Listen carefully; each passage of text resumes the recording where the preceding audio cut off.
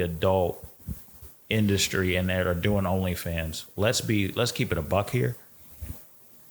I'm not gonna take you as serious as the working person that has a decent job, a decent 9 to 5, and a decent way of living that doesn't sacrifice you physically, if that makes sense. Why is that though? Brother, that's how this country's always have been. Okay, how many times? But what about that? What about that doesn't designate someone's respect? I can give you a few You want me to give reasons. you a list? Yeah. No, I'm not asking. You know how many Well, I guess jokes- I'm asking you a know how challenge, but I'm also not asking to be like a gotcha moment. No. I oftentimes like to say like, why does someone believe what they believe? But why is it that she would be, because she is making money? Is it the fact that you don't view it to be like an honest hustle the same way that maybe a labor worker is? It's not an honest hustle. I know. Why is it not? It's not an honest hustle because you had to you were putting sex in terms of cash. These are things that are looked down in terms of profession. A drug dealer, a porn star, an OnlyFans model. Let's keep it a buck. Last two are Those are basically being the same. looked down. Yeah. All those professions are looked down upon because it on paper is dirty, illegal, flat out disgusting to a degree.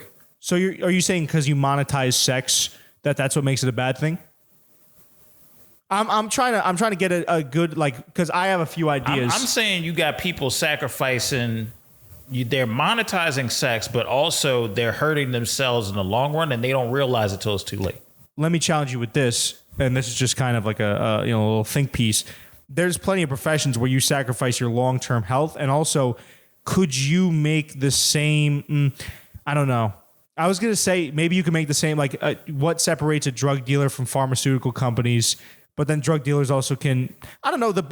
Both can lead to death. I'm trying to get like where the separation is, right? Where it's like, is it the fact that, because if there's plenty of jobs, dude, where you know this, you can run the risk of harming yourself. You can work on a construction site. You can go into the army. Hell, you could like kill people. You could sign up to be in the Marines. You could kill people.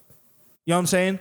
So there's plenty of jobs like that. But I'm saying there's got to be a separation where, because for me, if I were to say what makes that job morally unjust, would say it would be perhaps the effect on young men, where young men get a skewed relationship of what women are actually like and start to objectify and view women as objects from a young age because they're consuming that material. That's something for me that would make OnlyFans an unjust job. Besides that, it's like, okay, they're monetizing sex, but could you also make the same argument for condom companies or for Hims or for Blue Chew, any of those companies that also monetize off of sexual urges? You know what I'm trying to say? Maybe it's not a one-to-one, but I'm trying to like open up those particular things are for health or improvement or what you want to make the argument for. Yeah, it's not improvement if you I'm just get a harder boner. I'm just putting all that in a. Sorry. What I'm saying is that if I hire somebody and I look up, if you try to hire somebody and they got a whole, you pop their name pops up and here's the OnlyFans account, here's a bunch of videos they did, God knows what, this and that, whatever. Do I want that necessarily representing my company? No. Okay. So that right there hurts you if you did that in the past. Right. I'm not saying that you're not redeemable. I'm just saying it hurts you from, a decent line of work that is more suitable. Okay. You know what I mean? What I'm asking you though is why does that make sex work inherently bad? Do you know what I'm trying to ask? In very simple terms, she broke down at the end of that interview because of how she felt and was that disconnected from it. But you could come back. Here's what I'm not trying to defend OnlyFans or sex work. I'm just saying you could get off a 12-hour fucking construction shift or a 12-hour mining shift and break down because you're putting so much stress in your body. You understand what I'm saying? What about OnlyFans and sex work separates it and makes it more morally unjust? She feels empty. She feels like a tool. And we're not talking about construction work. We are talking about sex, which is and I'm going to be honest with you, and I'll take it there if we're going to take it there. Yeah, that's what I'm trying to do. You are engaging in something that you are showing the most vulnerable part of yourself. We've had this conversation offline. You are demonstrating the most vulnerable part of yourself to someone that you're supposed to trust. And instead of that, you are exposing the most vulnerable part in the essence of you to people that are just looking flat out to get a nut off. Okay, I'll take it a step further from that because I agree with you. What about that is inherently bad? Because the emotional connection, what sex was meant for, is totally out the window. How do you know it was meant for that? Okay, so I like doing this sometimes. It's like questioning the thing things. is like, it turns go into back- a very different podcast. Biblically, I mean, at the end of the day, it's probably what Evan and I are both thinking. Is both Biblically, aligning. it's made between a man and a woman in the confines of marriage. Well, if that's, I'm not trying to, well, I guess I am challenging you guys, but I'm just trying to more so see where you guys are at and what you guys believe in. What I'm saying is that sex, as far as me and Ben look at it, is a sacred act between a man and a woman once they get married and once they make that commitment long term. I'm going to grab my pre-workout. Keep You want me to wait till you come back? No. Okay.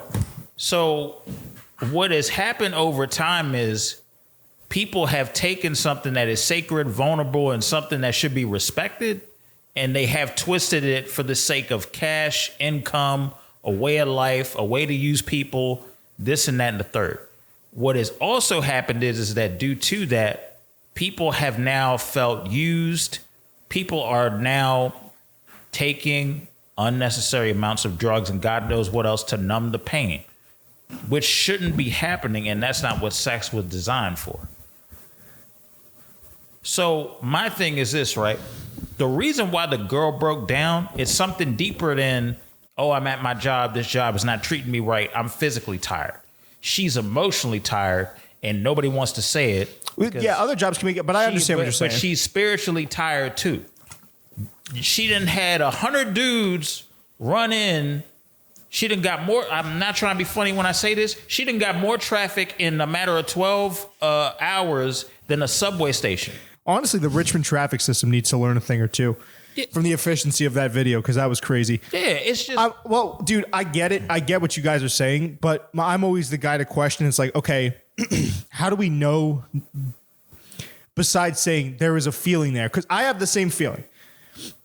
I agree with you guys. I think it's something where it's like you can kind of just feel when something's wrong. It's called a conscious big. It's called a conscious. But okay, let me lay in the plate. Yeah. Is that everyone's conscious? Where do we draw the line on like a universal moral code or conscious? Because everyone's, I've met plenty of women and men that are like, yeah, well, I mean, I don't see anything wrong with sex work and I do it and, blah, blah, blah, or I support it, blah, blah, blah. So it's like, are we transfixing our moral code onto other people when we say that? Everybody says that, but nobody talks about the former sex workers that are like, yeah, I did drugs. I had to do this. I felt empty. I felt like I was used. Again, though, we could talk about actors doing the same thing. I committed it, but it's...